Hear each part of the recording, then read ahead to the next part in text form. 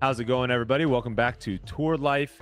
Today's podcast, we have two sponsors for today's podcast. The first one is Aura, and we'll send that over to Silas now.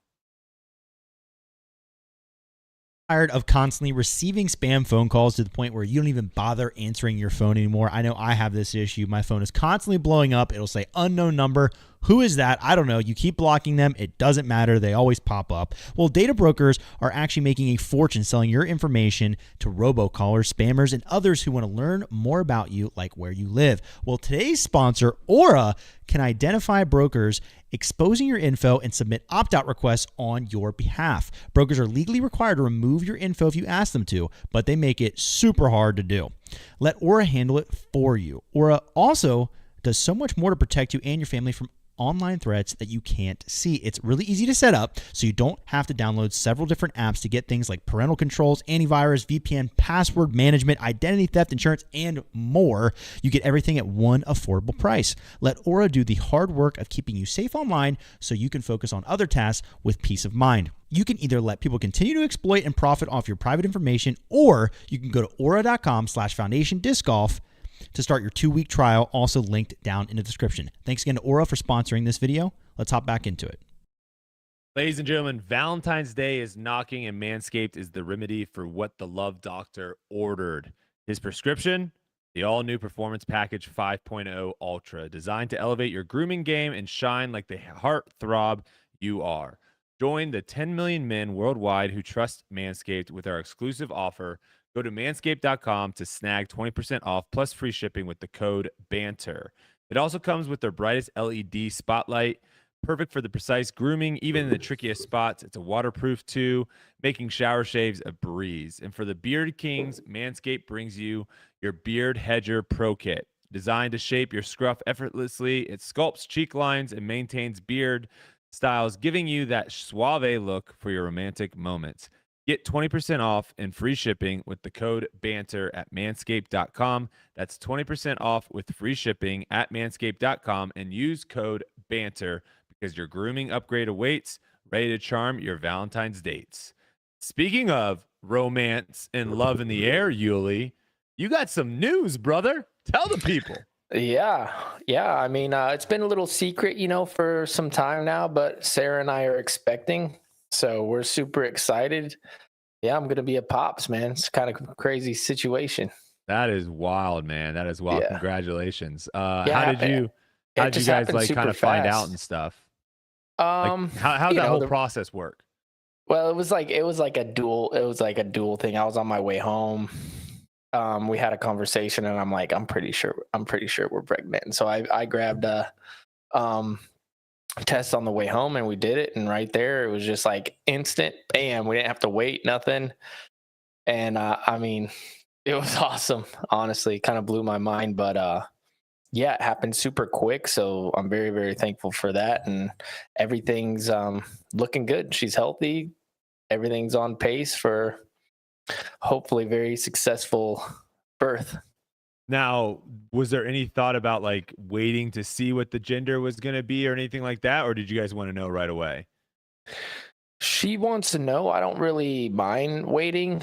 So I think we're going to wait like maybe a month or two and then find out for sure. We might do a little gender reveal or something. I was going to say, are you going to do some sort of disc golf gender reveal, or what is there? You got anything in the works? I'm hands off with that stuff. Whatever Sarah comes up with, I'll definitely do. She's brought some ideas. She was like, no, maybe you should hit a golf ball or you should throw a disc or whatever. And I'm like, whatever you want to do, sweetie. So yeah, you want to get real crazy, you can throw a disc up in the air that's like breakable into dust of the color and hit it out of the air with a golf ball. Now, super risk, right? Because if you miss, then it's just a complete then it just falls on the ground. But if you hit it, that is an electric video. That would be so sick. I don't think I could trust myself with either of those things. So there was a gender reveal with an ex-basketball player, I think ex-NBA basketball player, if I remember correctly, and they missed the shot, and it just like the ball just blew up on the ground, and that's how it was. Or there might That's- have been. Wait, was no? I'm not thinking about. I'm completely making up a story. I think it was baseball. I think there was a baseball player, and he whiffed the ball. He was supposed to and hit then it it out of just the air. exploded. Yeah, and it just dropped on the ground and hit and exploded. It's so funny So- because you know how Instagram listens to you and stuff, and so now all my stuff is gender reveal and baby Oh my this, baby that. goodness. Wow, crazy. you get Oh, to see David it, but- Ortiz. Thank you, Bobby. Bobby in the chat. There you David go. Ortiz whiffing a swing and it just dropping and exploding at the bottom. That's so something I would do for sure. So maybe we'll just do like maybe a class. I'm just like a little a classic popper guy. Yeah, just like a little popper thing and just Yeah, you can't mess exactly. that up. So Exactly. well, I know everyone over here, all of our Tour Life crew, all of our watchers, we congratulate both you and Sarah. That's very awesome. And Thank we you, wish thank you all you. the best with that. It's going to be fun, man. This upcoming year is going to be awesome. Just kind of hearing all the stories of what it's like all the stuff you're going through. We might Mhm. have to be a little bit flexible, maybe with Tour Life and like when we film and everything. So Yeah. everyone be okay with that, because obviously when you are right in it right at the beginning, I'm sure it's crazy. So I'm in for a treat. That's for sure. yeah. All right, elephant in the room.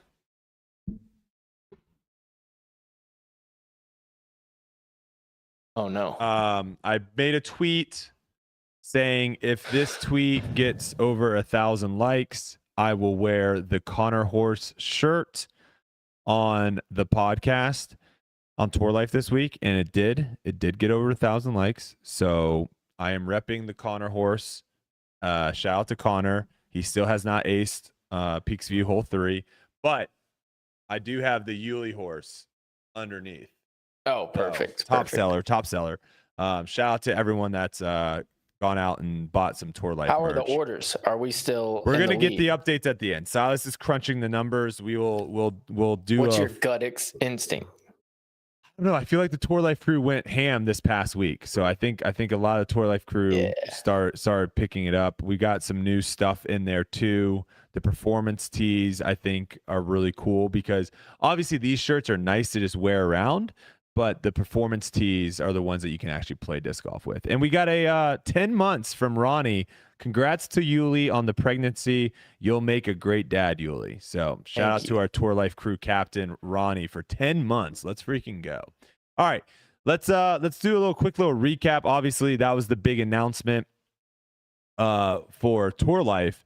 I'm up here right now in Lynchburg. As you can see, I'm on the set of what show? I guess this would be off-season debate night. Yeah, I'm on the set for that. In the bag, yep. And why am I up here? Well, we are filming the Foundation All-Star event. So if you guys watched last year, we get all of the employees, which I think we have 5, 4, 4, 8, 13. I think we're gonna have like 13 people this year competing in this All-Star event. So we're doing that all. So be on the lookout on Foundation's YouTube. That will be coming out. It'll be really, really fun. We got hacked. I don't know if you saw that, Yuli. We got hacked. I don't know if Silas, if you want to make a statement, do you have anything to say? I don't have anything to say, man. Okay. So No comment. So I'll let the people know kind of what happened. This is not they guessed our password. This is not we don't have 2 steps of verification on. What this is they're able to get into your computer to where they now can operate your computer from their computer. So if you're signed in to your YouTube channel, for example, if you're signed into it, they can basically go on their computer and do whatever they want on your YouTube that you have access to. Now, we're smart and we have managers. So our managers, they really can't do too much. All they can really do is like private videos. So what they basically do, and if you went to our YouTube channel on Foundations this past week, and if you went to Robbie's, basically what they do is they try to private all your videos. They change your name on the YouTube channel. They change the image of your YouTube channel. So that way, if all the people that are subscribed, they're like I don't know what this channel is. And then if you go to it, there's nothing on there. And then they slowly try to throw in a bunch of playlists from all these crypto things. And they have like a live stream. It's not really actually live, but they upload it like a live stream. And last time we got hacked twice. Last time it was, I think, who was it? It was the Tesla guy, Elon Musk, selling something. This time it was going to be some crypto person trying to get people to buy crypto. We luckily got into it before they went live and we shut it all down. Everything's back up and running. Thankfully, we still don't really quite know what the situation is. Yes, everyone's saying the flash drive to the flash drive.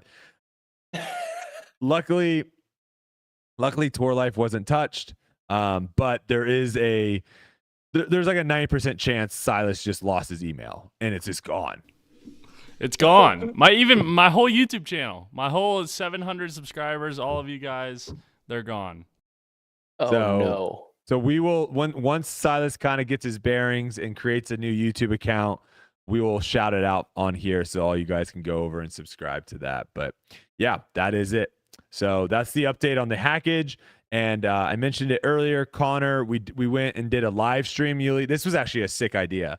We had $100 bills. He had 100 minutes to make an ace. As soon as he made an ace, he got whatever money was left. And each minute that went by, $1 was taken away. So after 10 minutes, he had a chance to win $90, right? After 50 minutes, he had a chance to win $50. And people were donating money during the live stream to put money back in, give him more time. And that's amazing. And so I think it was like a total of an hour and 20 minutes of him trying to ace this one hole out here. So whenever you come up here, whenever you do, you need to go out there to see how long it took you to ace, because we did a live stream where it was me, Hunter, and Trevor, and we weren't allowed to leave until all three of us aced. I aced it on like my 17th or 13th throw. Hunter and Trevor aced within the next like 30 minutes or so. So we got out of there quick. He has now spent over 10 hours trying to ace this hole. No, he hasn't. Yes. Yes. He has now put in over 10 hours of time. It's 180 feet, nothing in the way, a little downhill. And one of the last throws he actually threw one of my get freakies. It slammed into the chains, dead center, and it just whoop, whoop, out. And I was like, I don't think you're going to ever ace this hole, man. I don't think you're ever going to do it. So thanks to everyone that joined the live stream there. That was a lot of fun. Good times over there. All right. Saz, pull up our Instagram and get that ready to go. We're going to talk about Kristin Tattar, and then we'll go over to some Instagram comments here in a second. So news, Kristin Tattar, she is doing a great job. And I don't know if it's her or her publicist or her team. I know she's added on some people this offseason, but she's been doing a great job of like keeping headlines this offseason. Yeah. Without moving manufacturers or anything. You know, last week it was the gambling company PFA or PU something. Can't remember. Sorry.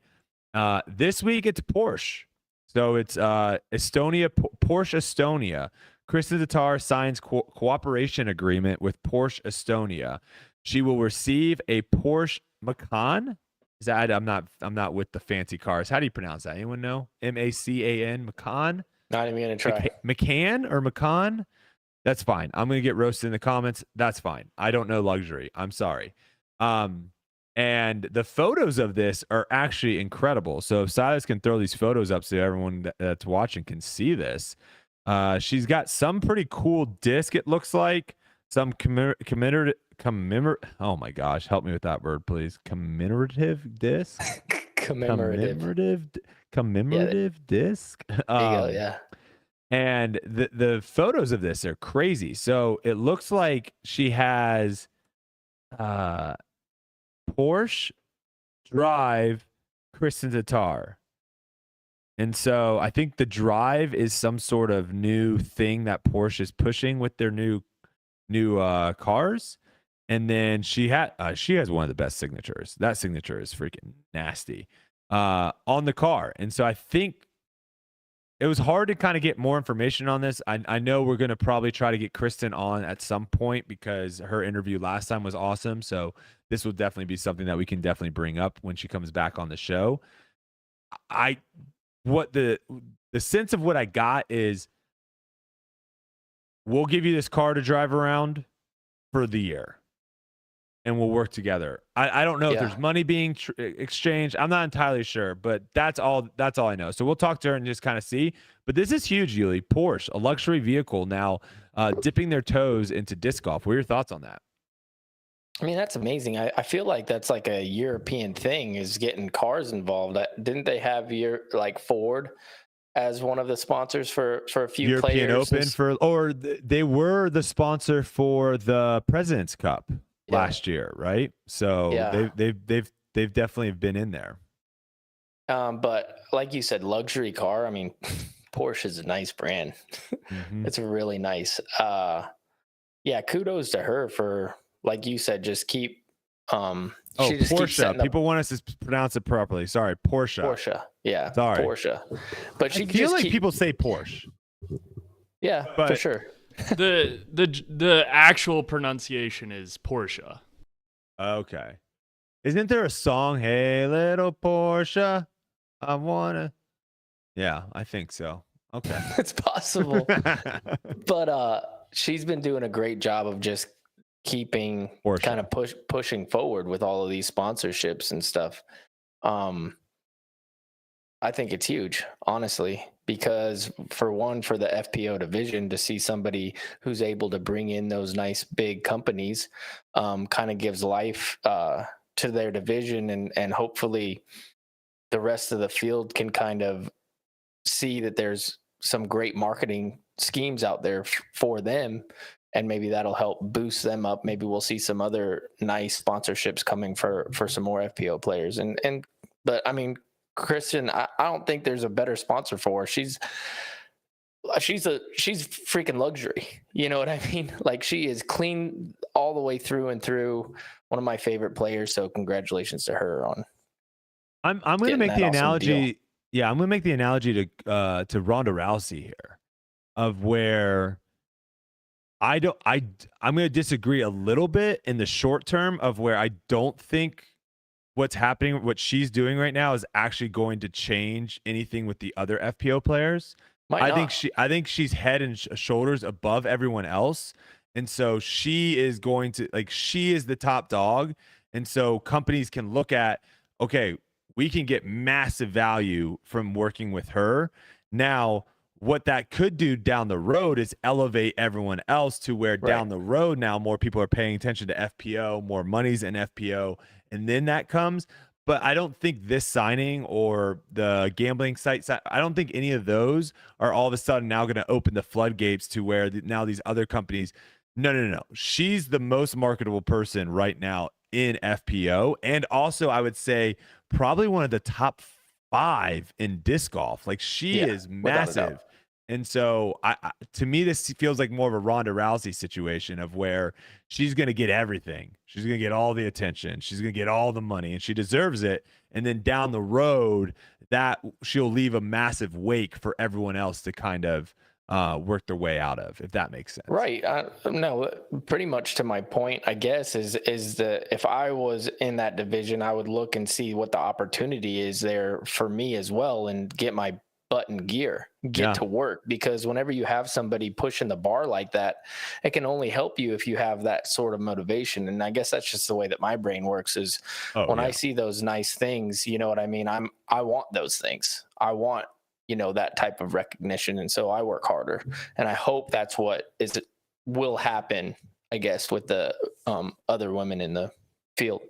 Easier said than done, but if you want to put your timestamp or put your name, a name stamp on the FPO division right now, if you go out and you consistently beat Kristin, or you beat her a couple times, you are going to blow up. I mean, that's just the nature of the beast. So it's a perfect, like you're saying, a perfect opportunity for everyone else in FPO to be like, hey, if I can put in the work and I can go out and maybe challenge her, beat her, or whatever, because she doesn't have a rival. there isn't someone No, like right her now. rival is like, hopefully someone in the field plays good that week, and hopefully she plays bad to where there's a chance that she loses. Hey, and you never know what happens in the off season. People put in work. People I unlock agree. codes in their own game. Mhm. You know what I mean? People are going to be coming after her.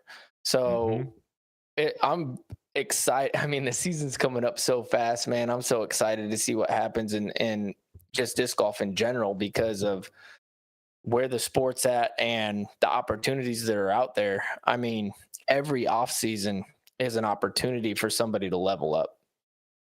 Yeah, and I would even say too, I think players are now starting to kind of see the landscape a little bit of where all the manufacturers are at, and are realizing, oh, there are not like infinite spots out there. Like there are a number of spots available, and if you're not in one of those slots, you gotta go out and do something to get yourself in the slot. So it will be very, very interesting. All right, Silas, do you have the Instagram set up?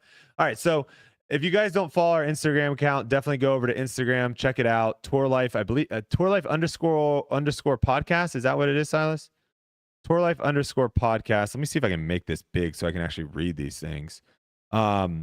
So we take clips. Shout out to our social media guy, Grant. Social Grant Clips, I think is what we're calling him. Grant. That sounds like a good name.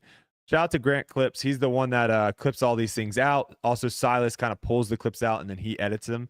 And we had some interesting comments on some of these, Yuli. So I wanted to kind of bring some of these up. So the first one we're going to go through is the clip of you talking about how disc golf is a little bit of like gambling. And we're going to read through some of these comments. So the first one says, this is from Coach. You guys are paying $200 to buy into a 4-day tournament, most of which is probably covered by your sponsors. This isn't even close to poker / gambling. And then you responded with it's literally gambling. Just Googled gambling, says to play a game for a chance to win money. Yeah, and that's basically what we're doing. And I can see why some people don't like the word. I mean, I was going back and forth with one person that was making the claim that gambling and betting are different, that those two things aren't the same. And that actually blew Kelsey's mind.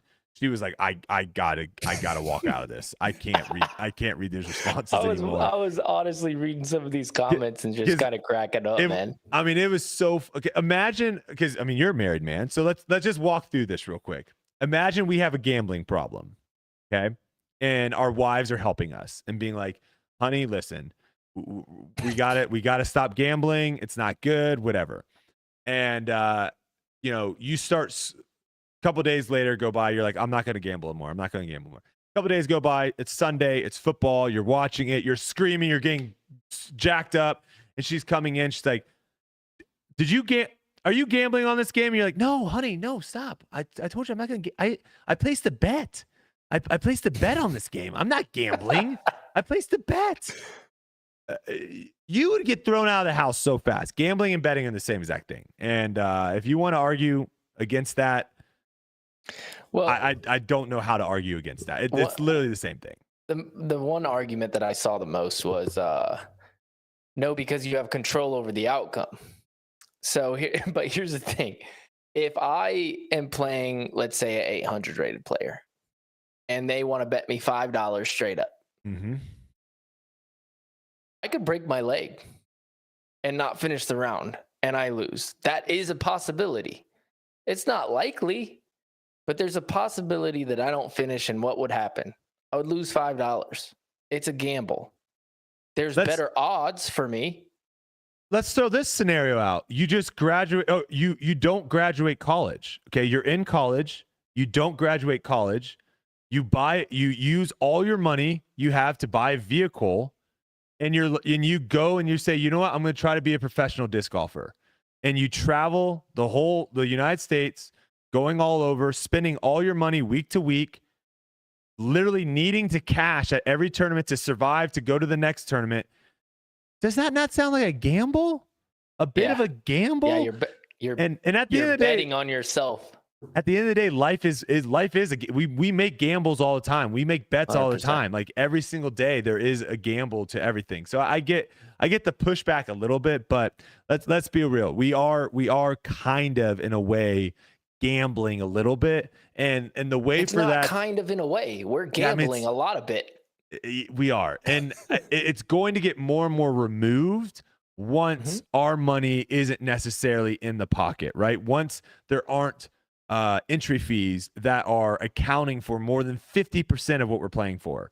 If there was no entry fees and there was all these sponsors playing and we just show up and we try to play and we but even then there's a little bit of gamble because you're paying for flights.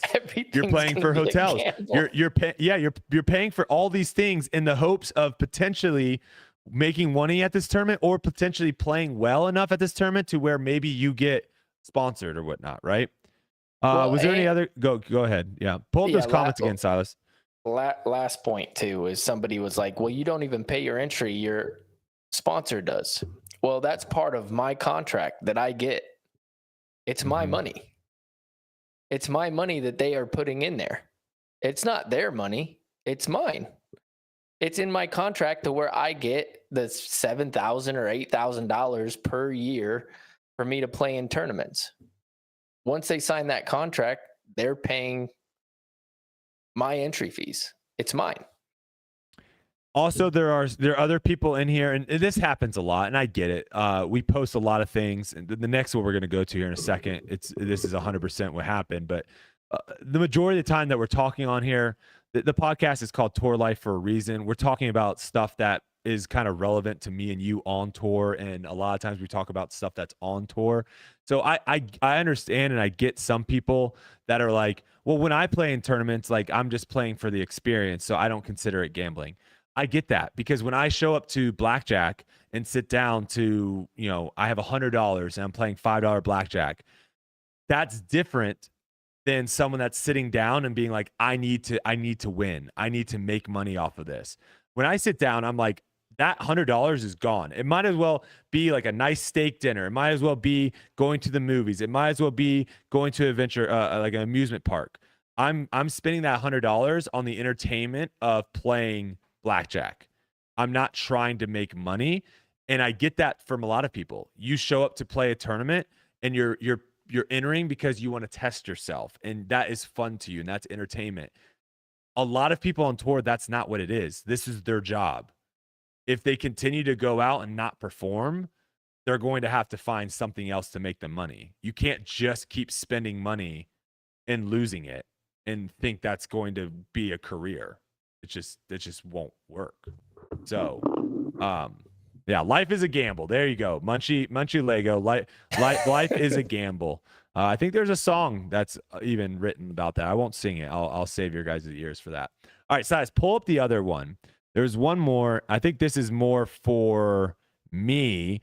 So this was the one where we were talking about. I was talking about where if I'm playing in a tournament, a professional tournament, and during the middle of the round, someone comes up to me and starts like asking me questions about like how the holes played, where's the OB, what's going on, all that. That is an awkward situation, right? Because you're trying to compete against each other. It can be an awkward situation. Some of these were interesting because, all right, here we go. We'll just read through them. So this one says, how is it awkward? I've been playing. I've had plenty of people on my cards play blind, and I kindly just tell them where the basket is and how I normally play the shot. I'll even say what common lines are that people tape. I'm not sure who Chaser is. I don't recognize him, so I don't know if he's a touring player. Again, different situation. If I'm playing in a C tier, and Yuli, you even kind of mentioned, stop it right there, Yuli, Silas, because I want to talk about this one. When you kind of mentioned, like, you show up to tournaments sometimes, you've done this yourself at some of the lower level tournaments. I'm talking more on like the pro tour is where it gets awkward. If I'm at a B tier, C tier, A tier, and someone asks me, it's not that big of a deal. It gets awkward more on the pro scene when someone's doing it. And I guess some people don't agree. And one of those actually being Robert Burridge right here, who is a professional. He says, if someone is playing blind, usually it is because of circumstances they can't really control. I have never had any awkwardness with helping a player who is playing blind. It's always players who don't want to help their peers succeed that make it bad. It is as simple as, if it's as simple as distance, OB, and where the miss is, or if it's blind, how you attack it and let them do their own thing. And here, I'll be the first one. Robert, first off, appreciate you coming out there. I'll be the first one. I've played with you before, and you've asked me how far something is. Buy a rangefinder and figure it out yourself. Like I'm just being honest. I'm honestly being, and I like Robert. I've really enjoyed playing with him. I played him with the USDGC where he was like playing lights out. He was like in the lead or whatever. But I'm just saying, there comes a point in time where we are competing against each other, right? There are reasons why Brooks Koepka got in trouble for throwing up the 5 to let I can't remember who it was, let people know what shot he hit. Like, you can't do that in golf. You can't actively ask someone in golf, what club did you use? There's reason why those rules are in place. We don't have any rules like that in disc golf, but I could totally see that happening in the future, of where Yuli, it's not fair. It is not fair for me to be able to go up to you after you throw a shot and ask you, what did you throw? That is not a fair situation for the entire field. I should not gain an advantage because you're my friend. Same thing, and this is a hot take, same thing as you should not gain an advantage if you're playing with your friends and you go, hey, I think my disc crossed in bounds, and it didn't. And you have people saying it did because you're friends with them, and they give you the benefit of the doubt because they're friends with them. That's not fair either. So this whole situation of like, and I was just gonna let this pass, but it is an issue. I've had multiple people come up to me and talk to me about how they don't like it. So there are people out on the course that aren't, and it is. And here's the thing: I normally help people out because it is awkward, and I don't want to be a douchebag, and tell people like, no, figure it out yourself, man. But I don't want to help people either. I'm trying to beat you. I need all the help I can get. Yeah. I think it comes down to this. It's pretty simple. It's sports. There are different kinds of competitors in sports, period. There's always going to be nice competitors, and there's always going to be people who are quiet and keep to themselves, and there's always going to be douchebags. No matter which way you look at it in whatever sport you play. If I'm playing on a course, I ask somebody, and he says, no, I'm good. I'm fine. I'm a competitor. Yes. I'm fine with it. Okay, not asking him. I'll ask this guy. If nobody tells me, then I get it. I'm not taking any ill will from that situation. You get what I'm saying? Because I understand that it's sports. Now, if somebody is gracious enough to be like, yeah, it's like there's which most people are. Hey, yeah, there's OB on the left. It's an island hole. You got to cross up on the right side. There's a blah, blah, blah, and they give you the breakdown. Most people are willing to do that, and it doesn't take them out of their comfort zone. And they can do that. And that is perfectly okay because by the rules, they are allowed to do that as of right now. Yep. But what it comes down to is it's preference. You don't want to do it, Brodie? You don't have to. Yep. And there shouldn't be any sort of awkwardness any which way about it. And if you take it as awkwardness, that's because you're soft. And that's it. You asked, you got the answer. And if you're going to be like, ooh, why didn't he tell me? Like, what a douche move. No, you're soft. That means you don't play sports. That's the way that it is. Yeah, I like that stuff. When you're playing, let's say you're playing pickup basketball or even competitive basketball, there's trash talking going right all the time. And most of the time at the end of the game, what do? You shake hands, hey, good game. Mm-hmm. And then you go on with your life, and there's respect there. There was another comment in there saying, I don't know if you can pull that one up, Silas, real quick. There was one more comment I wanted to go over. You make good points there, Yuli, and I agree completely. There was one where someone claimed that I have done this before. Okay, yeah, Danny Beauchamp, which go up a little bit, which that name does sound familiar. I think I have. Have you played with him? Yeah. Yeah. I definitely have played with him before. He says the guy who literally asked 1,000 questions, even if not playing blind. So I don't know what he's referring to. I would love to get a little bit more detail what that means. I'm sure he was coming after me in that comment. I'll be the first to say there are multiple times where I ask, like, what the heck is going on this hole? And the reason for it is because the caddy book doesn't always line up with what the PDGA rules say. And then we have people on the first tee like telling you, like, oh, today this is how these holes are playing. So yes, it is really nice to sometimes just get a full confirmation of, like, this is how this hole's playing. I'm not asking someone how far a far a shot is at a professional tournament. I'm just not. I'm going to have a rangefinder to do it myself, or I'm just not going to ask. And that's just me. But if you do ask, I don't have a problem with it either. Just don't get mad if the person says, no, I'm good. I'm not, like you said, I'm good, man. Figure it out. Hey, sometimes you're in a spot to where you just went bogey, bogey, bogey, and you don't want to answer any questions about anything. Yeah. So if somebody, imagine if I just went triple, double, single, and then somebody's like, hey, Yuli, do you know what this hole's all about? I'd be like, bro, scram. Like, I need to get back in my zone. I don't have time for this. Get out of here, man. Okay. So yeah, that was fun. Always, let's keep firing off the Instagram comments down the road. Always fun to go and read those. All right. Niklas Anttila. Apologies. I totally butchered his name. I said it incorrectly last week. Anttila. I reached out to him because I wanted to know what the situation was with that announcement that he initially made, saying, like, basically, I'm not on Discmania anymore, and why he ended up signing. I was curious as to, did he plan on leaving and then Discmania offered him something that he was like, oh, I'm coming back? And this is what he told me, basically, that Eagle and Gannon, that he knew those announcements were happening, right? Because obviously Gannon was coming to Discmania, Eagle was leaving Discmania. So I'm sure he kind of had an idea of those things were going on. So they had, basically, he said, two options. They could either say nothing at all, or they could do what they basically did. And so he did bring up saying, like, he never said that he was actually leaving, but he understands now, looking back, that it was easy to kind of misunderstand the situation. And he says if he could go back in time or in the future, he says he's not going to do that anymore. Because I think there were some people that were kind of confused by it. But that was the plan all along. The plan all along was for him to re-sign 4 years. So he had no intentions of leaving. Just wanted to clear that up for him. Next announcement we have, Canute. Now, this guy... Oh gosh, what's going on? My internet okay? Sounds good to me. Okay. That's all we need, right? We had great shows, and all of a sudden I come to Foundation headquarters and my internet's all jacked up. All right, Canute. This is probably one of the funnier guys on tour. He is a character. I don't know him that well, but I've been around him enough to just know he's an absolute character. Did you see his announcement video, Yuli? No. Okay, Size, can you pull this up? This is incredible.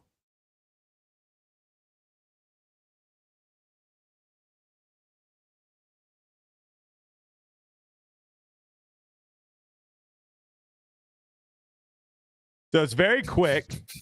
There's also good audio. We can't hear the audio. Hopefully you guys can hear the audio. Oh, it's copyright audio. Okay, so go to his Instagram if you want to listen to it.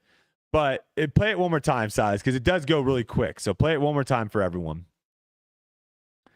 So basically, for our audio listeners, he took maybe like the top 5 or top 10 memes over the last, I don't know, a couple years, and essentially just created a bunch of memes that shows that he's leaving Discmania and is going to Innova.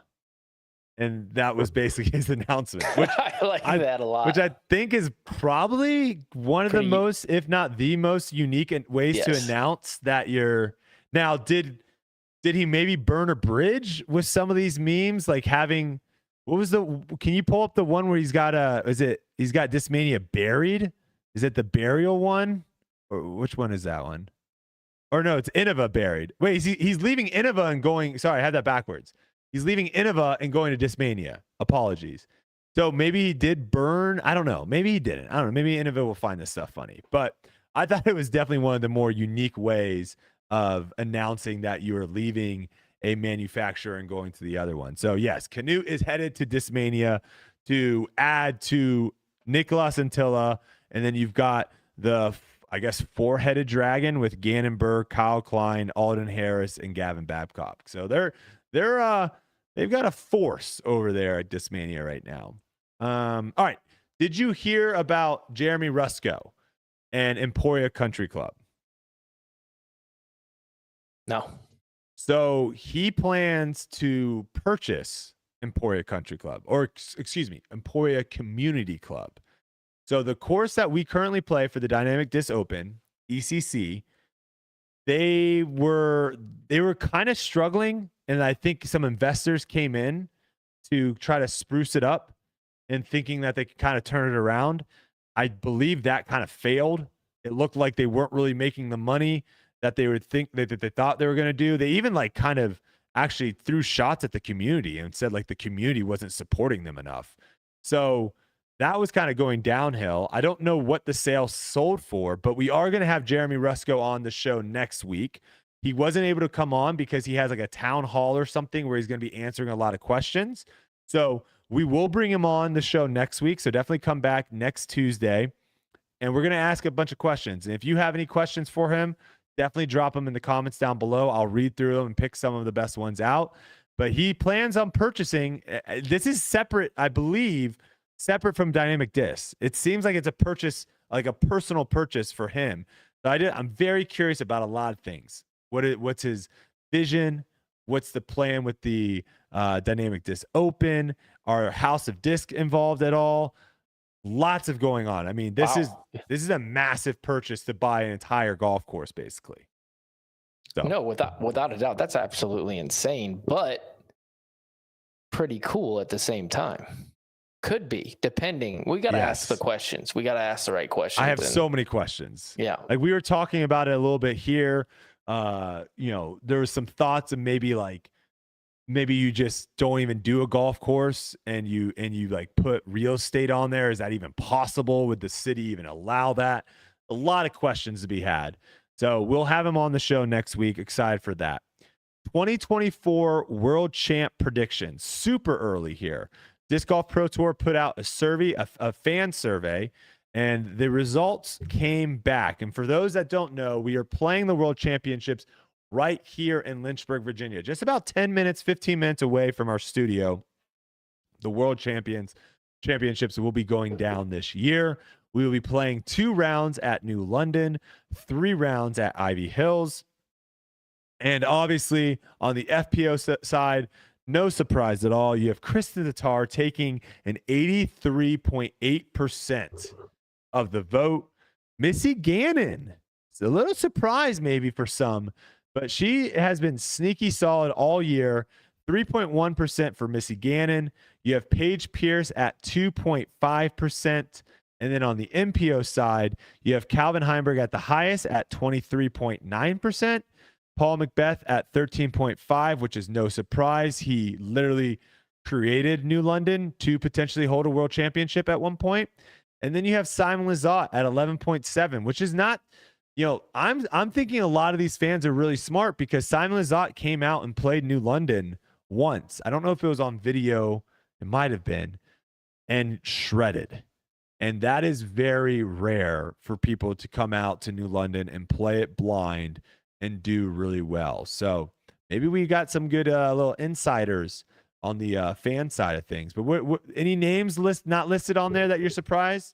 Anyone high up there? The defending world champion needs to be on that list for sure. Mm-hmm. Isaac Robinson not being on there is a little surprising.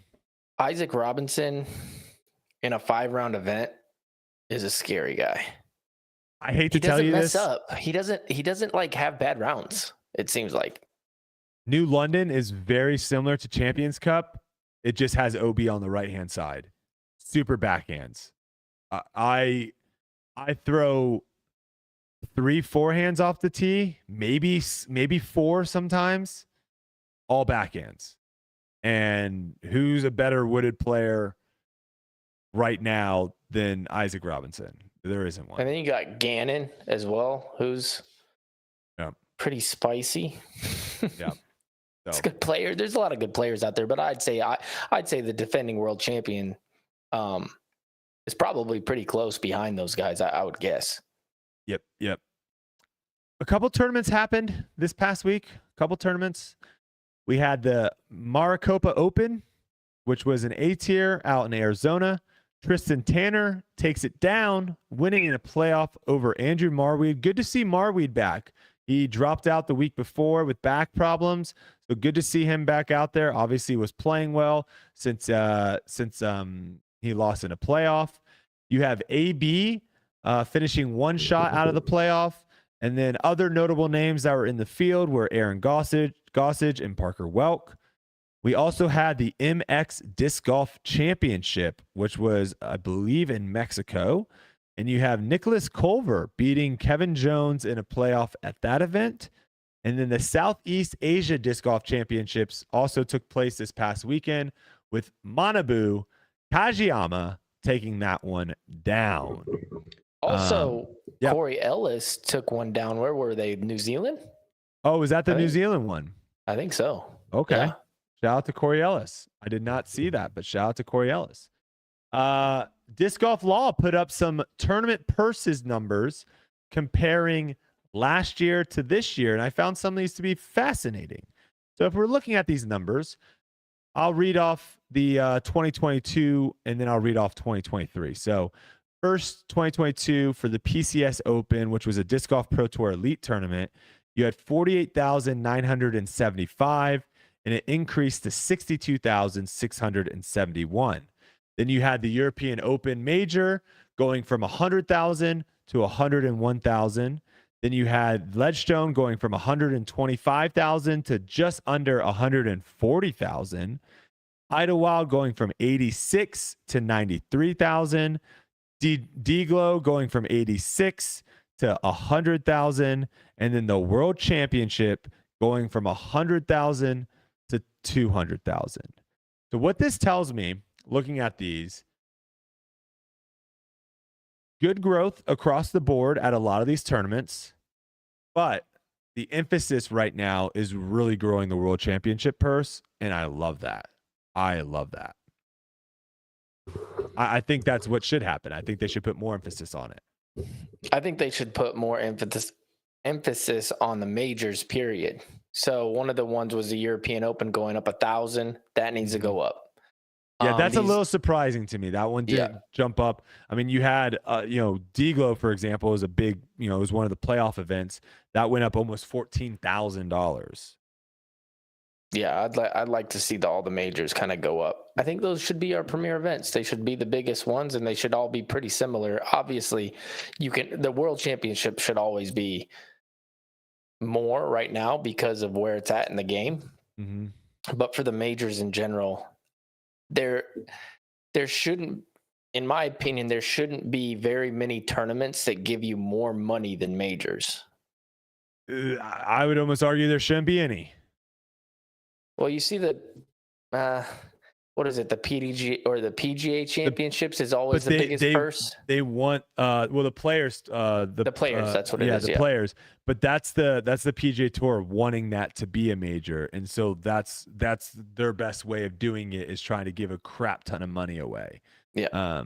So yeah, but yeah, I agree with you. I think the majors definitely need to be bumped up. The European Open for sure. I think, looking at this list, I would love to kind of see the European Open maybe be $25,000 more than everything else, but no surprise too with Ledgestone Open, with all the fundraising and everything they do over there, also coming in at 140,000, just 60,000 shy of the World Championship. So some good stuff there.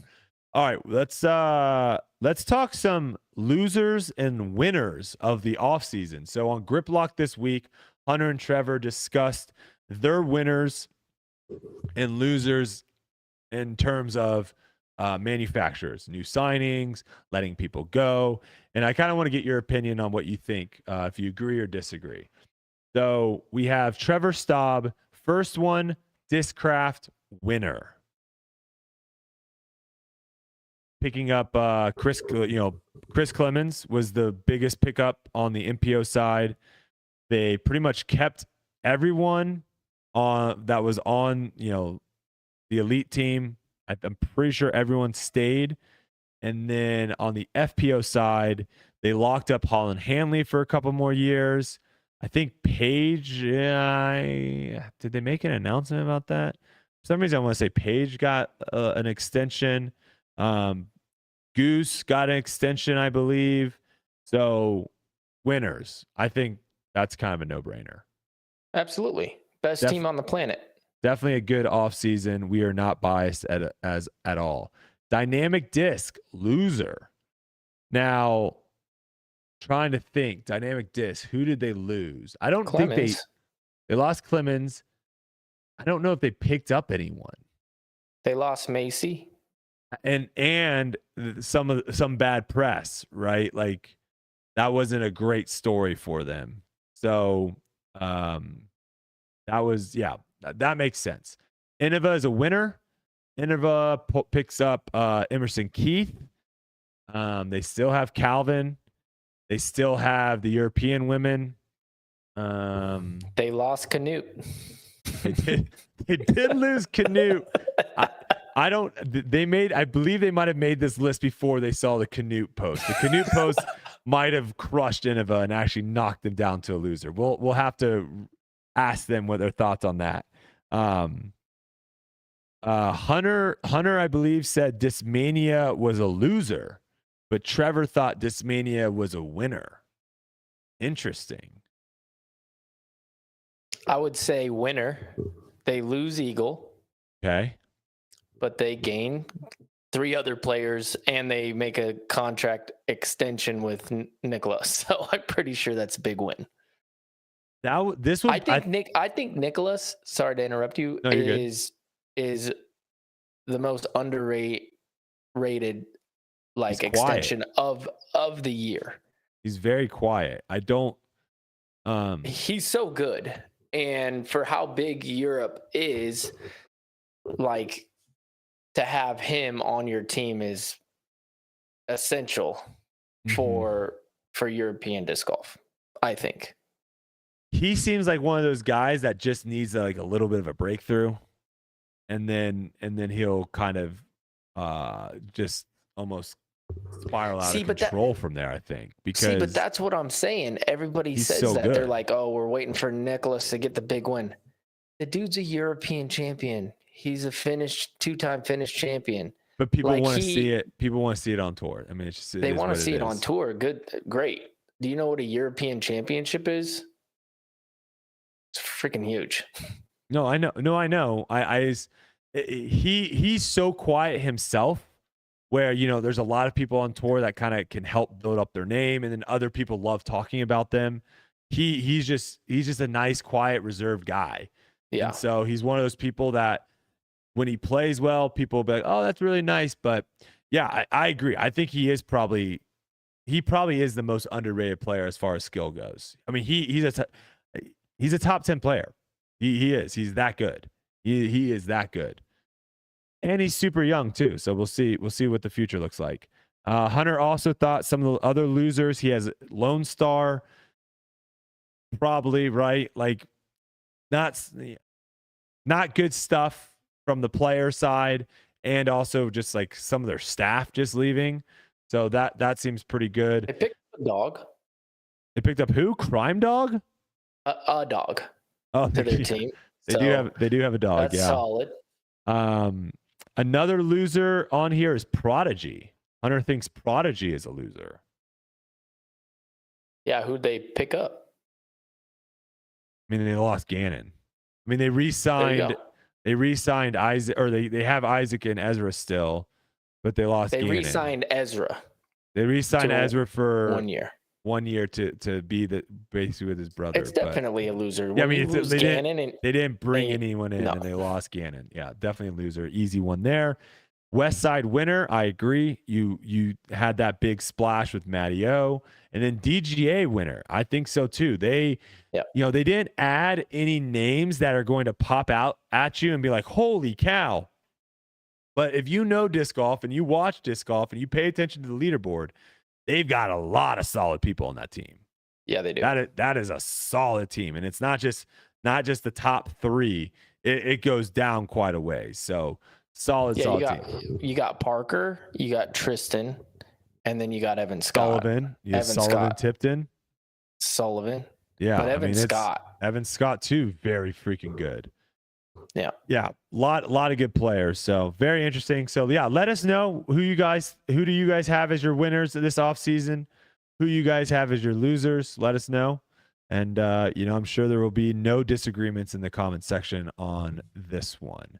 Wild story of the week here. Wild story of the week. This I think this is anonymous. I'm not sure. David, our intern, did not have a name on this, so I'm going to go ahead and say this is anonymous. So here we go. Tee of hole 13, glow golf, pitch black. I have the box. The throw is over a river. River in front of the tee box is the bank with long grass going down to the water. As I'm throwing, something stands up from about 6 feet in front of me, hops, and takes a couple big steps towards me. At least it sure seemed like big steps. I scream like a little girl, turn, and flee for my life. My cart hears a few creatures run and splash upstream. Upon seeing a little brown body, they start laughing their butts off about how scared I was of the local beavers. A few minutes later, we have all recovered enough to throw. We walk upstream where there is a bridge to cross the river. As we cross, someone looks down and notices something interesting. A wet and obliviously pissed off mama bear standing in front of her cubs and staring us down. Now when we play glow golf, I always make sure someone beats me on hole 12. Wow. They thought it was a beaver, but it ended up being a bear. Yeah. Oh, man. Yeah, and a pissed off mama bear, too. That's something that you don't mess with. Holy smokes. That's an amazing story. The craziest thing I've seen out in the wild was a moose, and it was so terrifying. I mean, it was maybe 200 feet away, so it wasn't very close, but I stopped in my tracks and immediately turned around and ran the opposite direction. Dude, you know what? I have a crazy glow golf story. What do you hit him with it? All right. So in Arizona, there's this course called Papago Park, and it's an amazing glow golf course. So it's desert course, but it has a stream that runs through it, and there's like 2 or 3 splotches of islands where the stream goes and then goes around a big island, and in those big islands there's huge like cattails and bamboo that shoots up, you know what I mean? So it makes this really cool like island green. Can't see anything. It's pitch black out there. It's really cool too because it's like on a kind of a slope down, and so you can see all of Scottsdale behind it all lit up, right? But I mean, this place is dark. So we're playing, and it's a doubles deal. And I throw my disc to the other side of the creek, so it's out of bounds. And I noticed that a little kid is like hiding in the bushes. Oh, and I'm like, creepy. what the heck? Like, why is there a little kid out there? Well, me and my buddy at the time, his name's Rex Rogers. He plays there all the time. And I'm like, I got to go get my disc. I think this kid's going to steal it because he's like looking at it. And sure enough, he runs over there, grabs my disc, and he takes off running towards the fence. So there's this huge fence on the side of the park that has barbed wire, that circle barbed wire at the top, because there's this facility right by this course. And I'm like, all right, I'm going to catch this kid. He's not getting away with my disc. So I'm chasing this kid, running through like through the bamboo and through the thing, jumping over the creek. And I'm like, dang, this little guy's fast. Like, what is this? We get to the barbed wire fence, and this thing goes straight over the fence. Like nothing I've ever seen in my life, Brodie. I stop in my tracks, and I'm like, what the heck? And I book it the other direction because I'm like, okay, that's not right. I asked my buddy Rex, I'm like, dude, did you see that? He's like, yeah, what was that? I'm like, it wasn't a kid. To this day, I don't know what it was. Oh, you still don't know? No clue. Dude, it took my disc It was running like a little kid and trounced up this like 8-foot fence over the barbed wire on the other side and took off into the facility. Now, Like an elf? dude, I have no clue. I'm trying to think of small things that are magical. Dude, it was insane. So this facility is like has like all kinds of different science experiments and stuff that goes on in it. Like you're not allowed in and out of there, bro. I don't know what it was. I'll let the viewers decide what the heck it is. Escape the assailant. It was terrifying every time I ever would go back and go to that like little island green. Dude, it gives me the heebie-jeebies because of that. I'm not a huge fan of like there's the darkness. There's so many things that aren't scary at all of a sudden become scary in the darkness. Not a fan. Not a fan. I'm not someone that sleeps with a nightlight, but I try to I didn't sleep for days, dude. This is scary, man. I wouldn't I've either. never seen anything scale. First of all, I'm like, okay, this little guy's quick. You know what I mean? Like, all right, like he's got some wheels on him, But when he scaled that fence, I'm telling you, he scaled it like this. Boop. He was right over the top. And I'm like, and then wasn't affected by the barbed wire. That would have been the thing like that would have freaked on me the other out. side. It's like, how did he just get through that without even worry about the barbed wire? All right. Well, if you guys have crazy stories and you want us to read them right here live on Tour Life, send them in to our intern, David, at WildStoryTour@gmail.com. That is WildStoryTour@gmail.com. All right. I think it's safe to say this is potentially a fan favorite segment at this point in time. We're going to Edwin Stats. And I talked to Edwin. He wants to say thank you guys so much for the love that you guys showed on the last podcast. He doesn't, he was basically telling me, like, I don't really go on social media that much and interact or whatnot. But he was reading through the comments last week, was responding to some of you guys, and definitely could feel the love. So thank you guys so much for sending that out to Edwin. And if you do love Edwin's Stats, by all means, keep letting him know that you love it. And hopefully we just keep getting good ones. So this one, because of last week and how people really enjoyed that, what he did is he actually broke down new manufacturer player analysis from 2019 to 2023. So he went back 4 years. 5 years, right? Yeah, 5 years. 2020, 2021, 2022. Yeah, 5 years. Sorry. He went back 5 years all the way to 2019 when Paul Macbeth went from Innova to Discraft. And you can see on the left. Also, by the way, I got to address this comment. Someone was like, hey, Brodie, we can read. You don't need to talk. This is a podcast. Not everyone's watching. So that's why I'm reading this image. So shout out to that guy that doesn't realize that we're doing a podcast here, Yuli, and we have tens of thousands of people that listen and don't watch. So, hey, we love all our listeners. We love all our listeners. So, all right. So let's break this down. I believe there's 29 or so players ranging from Paul Macbeth going to Discraft. We have James Conrad going to MVP, Ezra going to Discraft. We have Nico going to Lone Star. We've got Cole going to DGA. We've got AB going to Discraft. Thomas Gilbert. We got all these people. So 29 people here. And we're going to talk about the good so far. We're going to start with the good. Let's start with the good. So 45% of players that switch manufacturers from one to the next increase their birdie rate with the new manufacturer. So putting is better with new sponsors. The biggest improvement in that from Circle 1X was Cole Redolin. He went up 10% when going to DGA in 2023. The average was 0.4%. So very small improvement on the C1X putting, and that kind of just shows you at the end of the day, a putter is a putter when you're putting from inside of 30 feet. There's not much difference in how different putters fly. Ooh, and I can't believe I didn't mention Cole when we were talking about DGA, but keep going. Yeah. Oh, Cole. Yeah, Cole's on there too. Then we have Circle 2 putting. So this went up 4%. So this was like a noticeable increase for players that moved from one manufacturer to the other. And maybe it was like a psychological one, Yuli, of where, hey, I can't putt that well with this, or I'm struggling with my putt.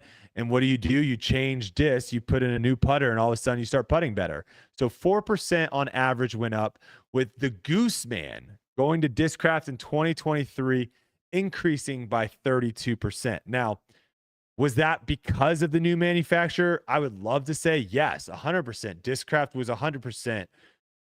I think there was a little bit too also with him just practicing a lot more circle two putting. I saw him spend a lot of time with that. So I think a little bit of, a couple variables at play here. Let's look at major winners. 4 major winners, Yuli, in that time span of 5 years. There were 4 major winners that went and won a major with their new manufacturer. You have James Conrad obviously winning in 2021 Worlds. You have Chris Dickerson winning the 2022 Championship Cup. And then you have Paul McBeth winning 2019 Worlds and the European Open. You've got Discraft actually winning 3 majors with people going to them. So, Calvin, Ricky, some of you guys looking to win majors. Almost AB last year. Maybe Pretty AB needs to close. leave Discraft and then come back to Discraft to win one. But yeah, I thought that was very surprising to see that there was 4 major winners there. Obviously, Paul was on a different level in 2019, so he probably would have won if he went anywhere. But still, interesting stuff. We also had 15 Elite and NT winners and 2 Silver Series, with Paul at the top of that leaderboard, winning 7 of those in 2019. You also have Ricky Wysocki when he went to Dynamic, winning 4. You have Simon winning 2 when he went to MVP. All right, let's look at the not so good. Sometimes the negative outweighs the positive. 66% of players decreased in driving or putting stats. So driving accuracy and greens and regulation decrease. Scrambling. This to me, Yuli, seems like the no-brainer. When you're going to a new disc company, a new manufacturer, we all have those discs that we know exactly what they're going to do when we're in weird spots. I think it takes some time to find those discs, right? You have your special ones that like, hey, I'm in a pickle, I can get out with this thing, right? Oh, absolutely. I think that's a huge one.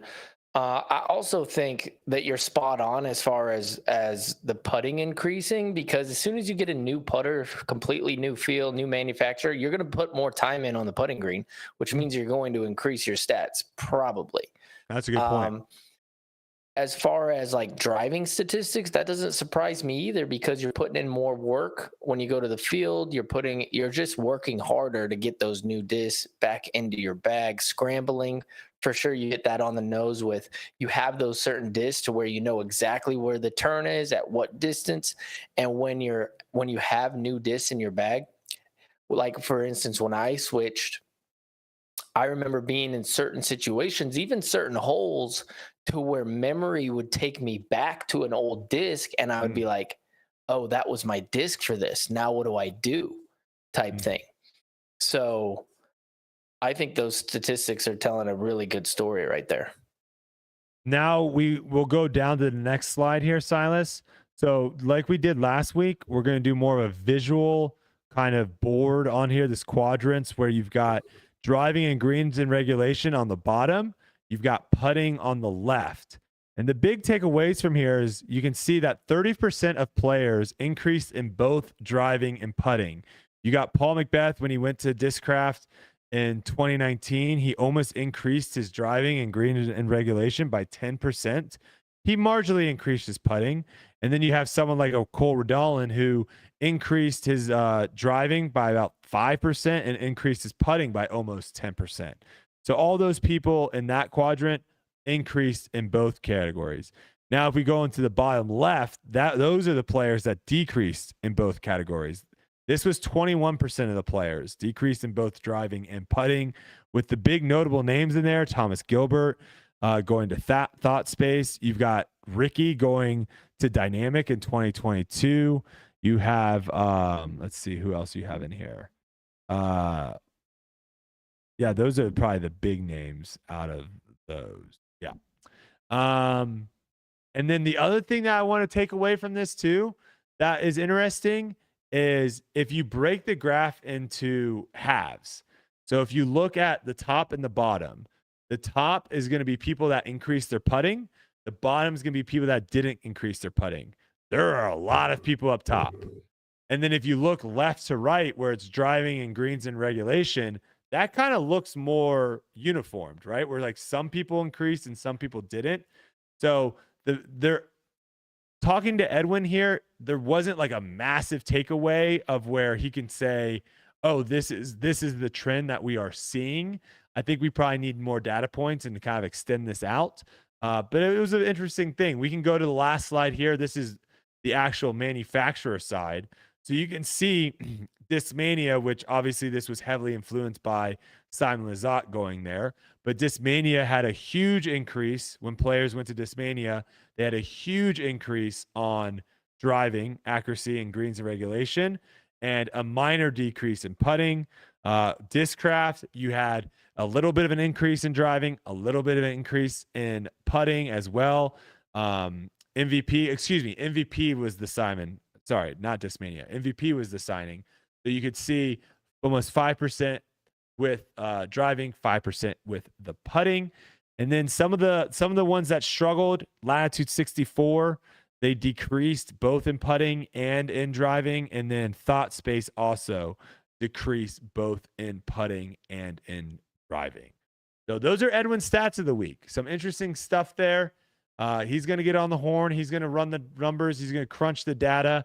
And we'll have some new stats for you guys next week. If you guys enjoy Edwin's stats, like this video, drop a like. We haven't really said that in a while. And if you're listening and you haven't subscribed to the channel, definitely drop a subscribe there as well.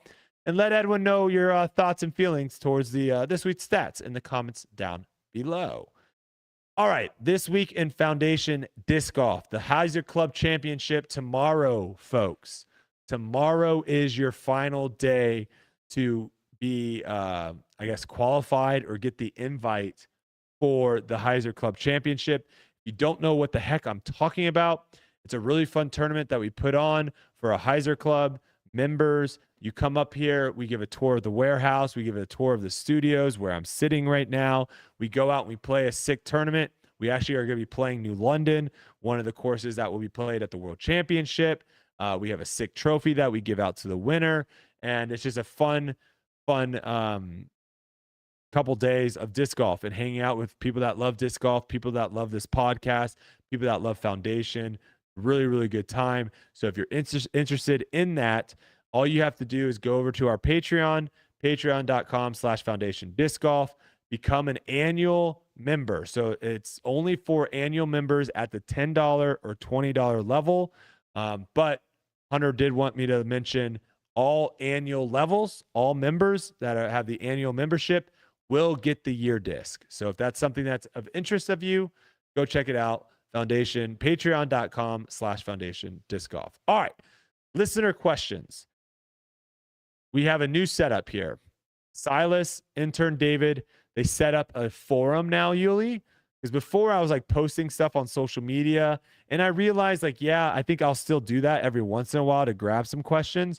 But I think some people have like good questions throughout the week that like pop into your head. Oh, can you hit the size? Can you hit the AC unit? I think some people have like good questions throughout the week that like pop into their head.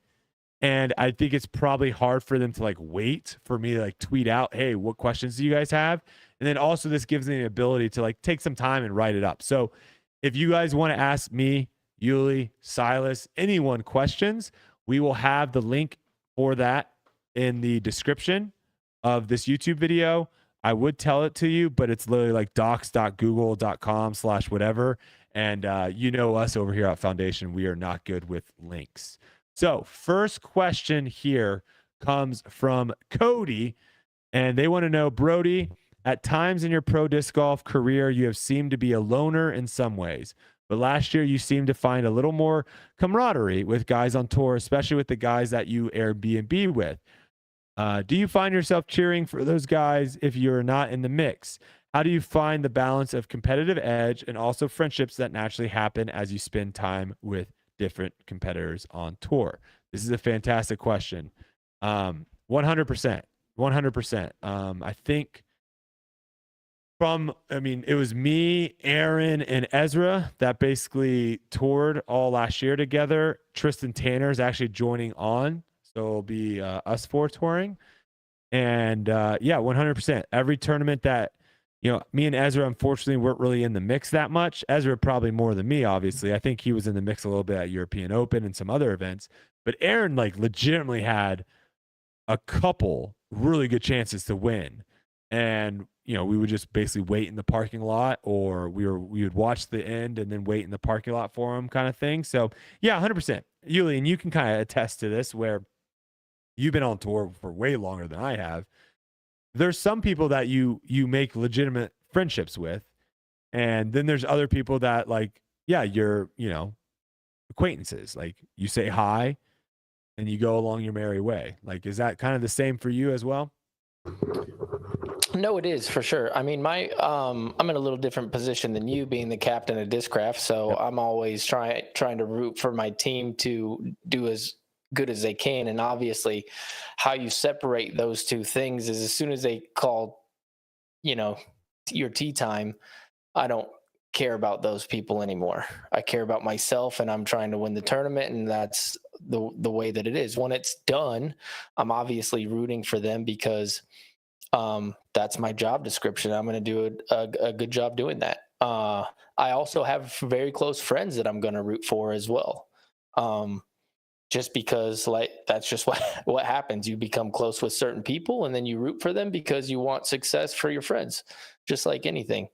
I think you've hit it on the head.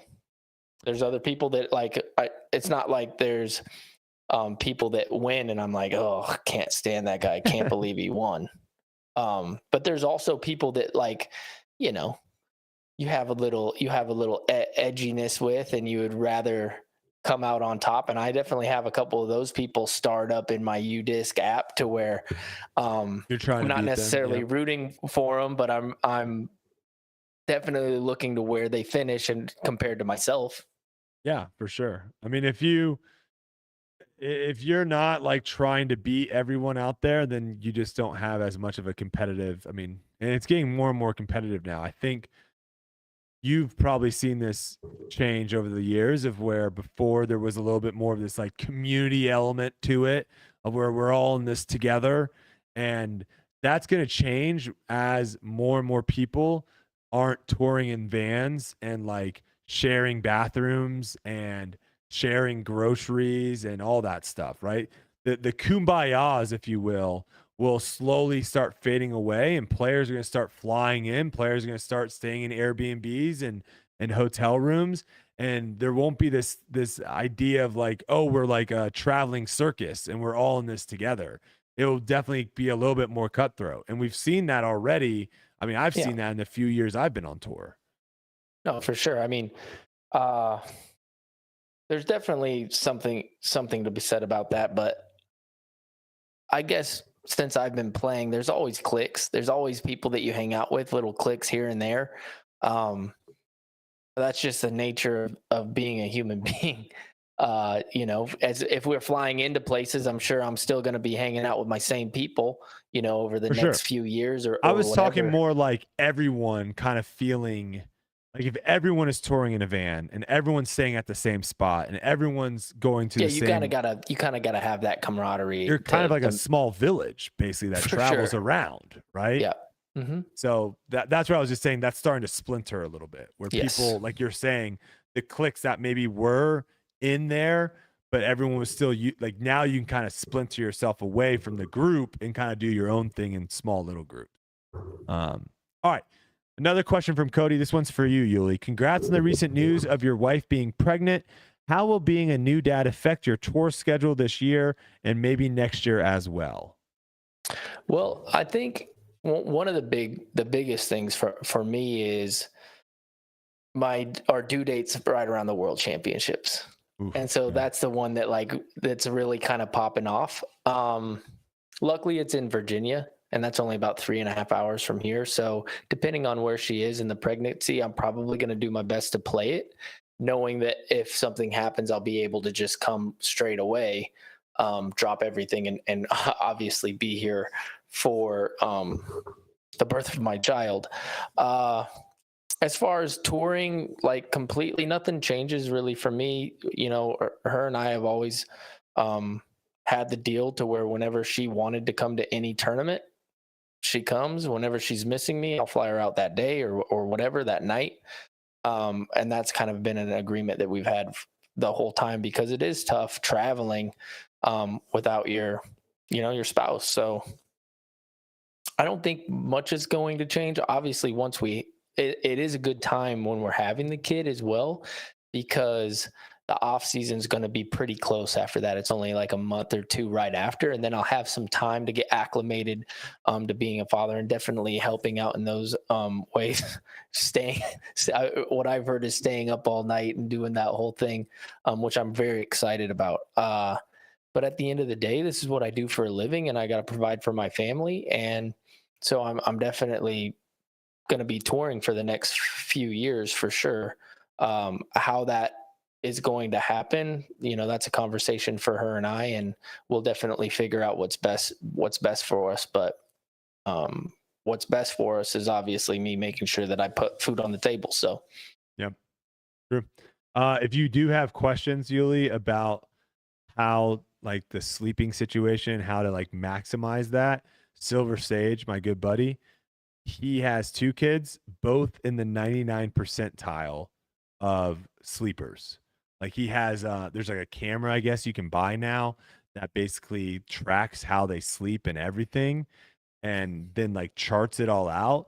And I mean, his boy sleeps like 12 hours. Like he like just straight. Sounds amazing. Yeah. So if you have questions, they have figured it out.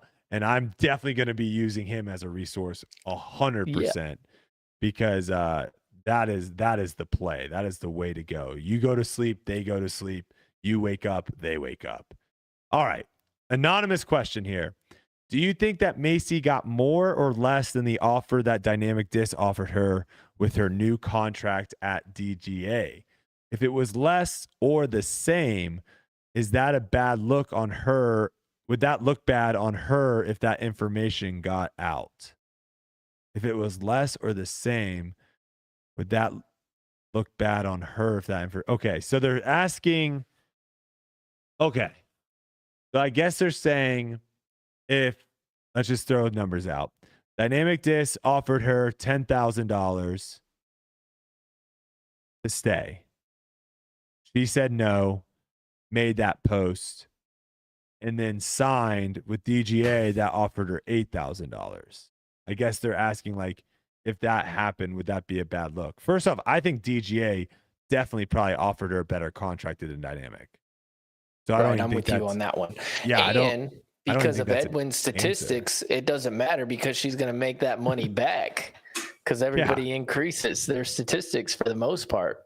Yeah, I don't even think this second question, I don't truly understand the second question, but I don't even think it applies here, because I think DJ probably did offer her a better deal than Dynamic did. So yeah, and then the last part of that was, does it make her look bad? No. Why would it make her look bad? She posted what she posted. She went to another company, and that's what she wanted to do. James says, now that the next generation of Ulibarri has been announced, when can we expect a little Smith? So Kelsey initially wanted to do one more year, out cheering for the Raiders. I don't think the re-signing of Antonio Pierce influenced her at all as the head coach. Maybe it did. Not sure. Maybe she thinks Aiden O'Connell is the future. Not sure. But she loves it. She loves it a lot. And so she wants to do one more year. So, here we go. Manuel Ulibarri. Who's Manuel? It's my uncle. Oh, your uncle says, congratulations to you and Sarah, bud. You guys will make incredible parents. I hope to get back to see you soon. Good luck in 2024. We're all pulling for you in Arizona. Wow. Oh, man. Manuel, thanks, that's awesome. Heck yeah. Yeah, thanks, Uncle. Love you, buddy. Love that. Family love in the chat. Love that. All right. Oh, so the answer, sorry. She's gonna try out again because every year you have to try out. She's gonna try out again, and if she makes the team, I'm gonna have another full season of watching the Raiders. Help me, and and then after that, we will start trying. All right, Jason. Tennis is partnering with pickleball at the Miami tournament by having pickleball matches on the side courts. Similar audiences in racket sports should stick together as they are likely to create new players and fans of a similar style of sport that attracts someone that likes a contact sport. Is there a way to get disc sports to share resources and do something similar? Men's ultimate in the morning, women's ultimate in the afternoon, aligning with Disc Golf Pro Tour tee-off times at a place near the Disc Golf Pro Tour course. Potentially there are some cross-sport athletes. Interesting. I like that idea. I do like that idea. I could see them trying to make like a massive disc sport weekend of some sorts. Yeah. I don't know how big the crossover is because there might be is there a lot of pushback? Do you feel that at all from ultimate players towards disc golfers? I see a little bit of it. I've never really felt that myself, honestly. Whenever I've talked to ultimate players who are like, let's say I'm doing field work and they're having a game or whatever, like I've never felt any animosity. In fact, it's always been very cordial of people coming over and being like, oh, blah, blah, blah, blah, and asking questions or whatever. So I don't feel that. Yeah, I think it might be more on like the professional side, the people. I don't know. I see some of it sometimes on social media, but again, a lot of stuff you see on social media is like the 1%, right? It's like the super out. That's a good there. idea, though. That's great. I don't mind it. Now, I have been in both organizations, the USA Ultimate and the PDGA. Do I think either one of those organizations would be able to come together and make something happen? Absolutely not. But could the AUDL, which is the professional league in Ultimate, and the Disc Golf Pro Tour, could they come together and figure something out? That could potentially happen. And that could be cool. That could be very, very cool. All right, Randy's got a long one here. I'm talking with local players who play in events and tournaments. It was pointed out to me that UDisc is not a reliable source for checking for events. The availability of a course, sites like Disc Golf Scene and the PDGA's website are better. Do you two view that as an issue? I ask because UDisc is advertised everywhere for the course map and scorekeeping. Every course I've ever played at is advertised at the first tee or welcome sign. I think it's fair to say it's the first source of disc golf information a player comes across. If a new player only knows UDisc as a source and goes to a course to see if it's off limits to a tournament, that new player may be turned off from playing further if UDisc doesn't have that event listed on the app. I've been playing casually for the last 10 years and I'm aware of what sites to check, but it took me a while to figure that out. I guess my main question, can't we make this easier for the next wave of players? Let me know what you think. So I think he's asking, that was a long question, but I think he's asking, can UDisc like have something on there to where if you're going to go play a course, I thought they did have this on there, but maybe they don't, where you pull it up and it's like, oh, there's a tournament going on there. It's not playable today. I think that's the question he's asking, which I thought they already had. Well, if they don't have that, that's silly because it should definitely be on there. It should, if there's a pro tour or a tournament going on at a course and you click on the course, that would be if it's not on there, it should be on there to where it's like, hey, tournament. Red banner, tournament or course closed. Yeah. Something. That'd be a great feature. Yeah, I could have sworn I thought they had something like that. But it is probably tough because there's so many tournaments going on every single weekend. I mean, so many. Yeah, I'm not really quite sure Hundreds. How they can. Yeah, I don't know how you. Maybe you work out something with like the tournament director or someone that's setting it up on UDisc to be able to. I don't know. Yeah, I don't really know the logistics of making that happen, but I can totally see how the frustration would be if you drove 20 minutes to go play a course and then you show up and it's like the course is closed. I mean, we've seen it all the time at people coming and trying to play courses, that are closed for our tournaments. And some people don't take it that well. So No. All right, before we get into housekeeping, one last announcement. If you missed it as well, we've got another soon to be Connor Kennedy and his lovely wife Gabby are expecting as well. So all sorts of babies coming to Foundation. We're going to almost be able to field a basketball team soon. So that will be cool. So shout out to them. Housekeeping, shout out to our new Tour Life crew members this week. Thank you guys for joining. Shout out to all the donations in chat as well. Appreciate you all. We had Grant with 9 months, Ronnie with 10 months. Appreciate all the Tour Life crew. Tim Jansen just joined. Thank you, Tim. We appreciate all the support. Tour Life crew, we really do. All right, here we go. Drum roll. Tour Life merch update. Silas, hit us with the numbers.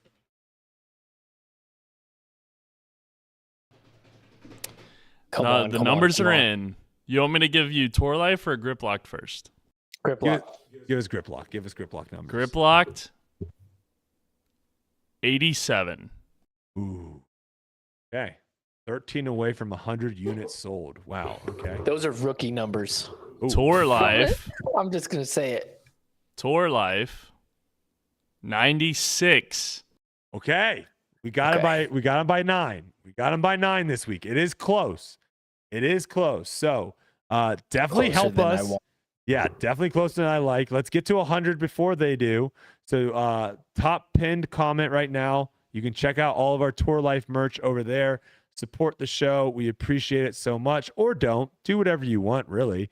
But at least click the link and see what you have see what we got over there. See what kind of style we're swagging with. Minimum hit the subscribe button, please. Definitely hit the subscribe button. 100%. And maybe the like button as well. We'll ask for some likes as well. Drop a comment. We haven't been doing that much. All right, Spotify versus Apple. We've got Spotify at 927 reviews, Apple at 253. We are 73 reviews away on Spotify from hitting 1,000. I don't know what happens there. Do we get the 1K? Does it just say 1K? Because that would be swaggy. I know that was huge on Instagram. Once you got to 10,000, you got the 10K. That was massive. Maybe it'll be the same for Spotify reviews as well. Tour Life needs a Yuli Horse coffee mug. Mark, couldn't agree with you more, brother. We will work on that. Silas, jot that down. I know we're going to have to pull Hunter's teeth to do it because he hates making Tour Life merch for us, but we're going to have to do it. All right, debate night auditions. Also, if you're interested in joining debate night, it is the podcast that we do during the season. Silas has the QR code right here that you can scan. We also have the link in the description that will take you to how to apply for that. We are looking for new people, some new blood. I'm going to be honest with you.